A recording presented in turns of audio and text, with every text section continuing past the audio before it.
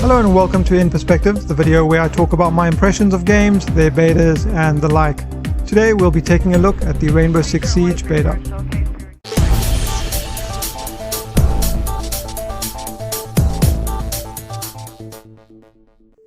With the release of Rainbow Six Siege around the corner, I'm sure many of you are curious as to whether the game is worth picking up for its December 1st release.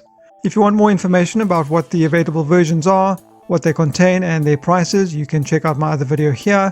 And if you're wondering what my thoughts are on the season pass, you can find them here.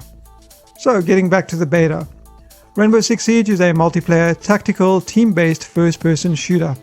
It essentially has two modes, the main mode being a 5v5 PvP, and the second mode is a single-player or cooperative terrorist hunt mode versus the AI. If you enjoy tactical shooters, team-based games, or playing co-op with friends, and hunting bad guys that can potentially be as tough as nails, you will very likely enjoy Rainbow Six Siege. The October beta had somewhat limited content and modes, so my impressions of the gameplay mechanics and the game in general are based off my experience with what was available. Overall, I enjoyed both modes. Let's start with Terrorist Hunt. Teaming up with friends, covering each other and methodically going through a level to neutralize all the terrorists was a great experience.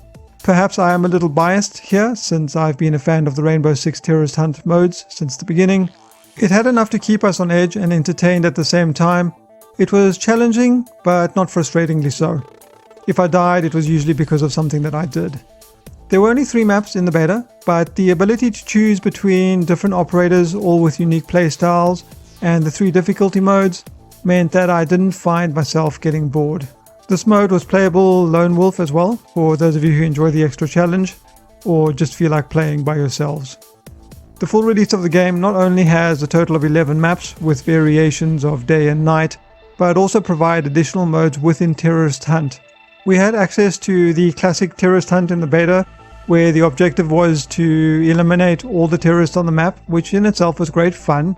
The additional modes will task you with disarming bombs, defending areas, or rescuing hostages, with all these terrorists desperately trying to stop you, and will without a doubt add a lot of replayability to an already great mode.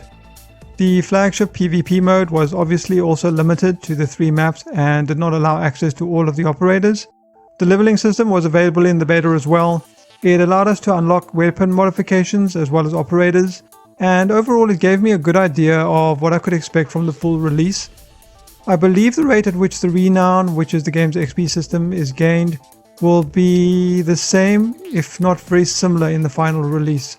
There are several weapon modifications for each weapon, which are unlocked separately for each weapon. Each operator has a different loadout, with a choice of what primary or secondary weapon to choose and also what gadgets to use. I found the multiplayer to be a refreshing change from all the other shooters that are currently on the market. I enjoyed the tempo of the game. It's definitely not a run and gun shooter. Every team member makes a difference, and losing one will make things harder. Careful play is encouraged. There are no respawns. If you die, you're out for the rest of the round. There is a downed mechanic where you end up unable to shoot and will require a teammate to help you get back up again. And during this down state, there's a bleed timer which counts down. It can be slowed by holding the wound, or it speeds up if you try and actually move to get behind cover or whatnot. We had access to 2 modes in PvP, bomb defense or disarm, and defend or capture an area. In the full release, there will be a hostage rescue mode as well. The maps themselves vary in size and complexity, but are all interesting. However, unlike many other games, roofs, floors, and walls are destructible, some fully destructible and some only partially. This really changes the landscape of a level, so that a level will never really play the same way twice. It was very dynamic, and I found it added a great deal to the strategy and the replayability of the game in general. It definitely kept things interesting for both PvP and the Terrorist Hunt modes. The final game will also contain single-player situations, which are essentially Terrorist Hunt modes tailored to specific operators. There will be 11 of these at launch. I can't comment on any of them since they weren't available in the October beta, but I would assume that they would be very similar to solo versions of the various modes with some tweaks. When the beta ended, I definitely didn't feel that I'd gotten my fill of Rainbow Six Siege. I found myself itching to play some more, which is always a good sign.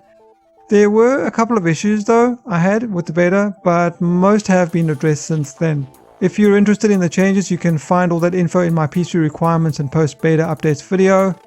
It's really great to see that the developers have listened to the community and made all of these changes. One thing that does come to mind offhand is the lack of flashlights on the weapons.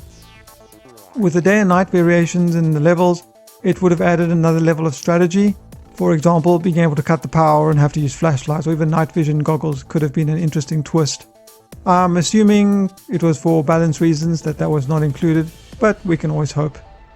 There were also some serious matchmaking issues in the October beta, but Ubisoft did say before entering that those issues would be present, so it was no surprise. No doubt that those issues have been fixed by now. All in all, as you can probably tell, I really enjoyed my time with Rainbow Six Siege and have been pretty excited since then to get my hands on the game again.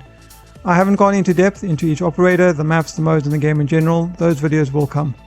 I want to make the best videos I can for you guys, and I don't feel that I have enough footage at the moment to do that without subjecting you to stuff you've seen 100 times over.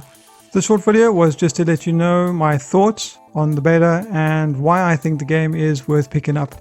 Generally, I would never recommend pre-ordering a game because a lot can go wrong.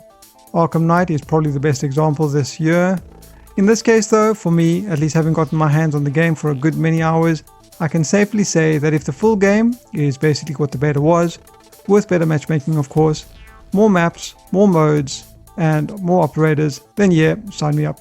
If you enjoyed the content, give me a like and subscribe, it helps me out a lot, and you'll get notified about the new videos. If you haven't already, check out some of my other content. Otherwise, if you have any comments or questions, let me know in the section below. I've been Xiaoleng. Until next time.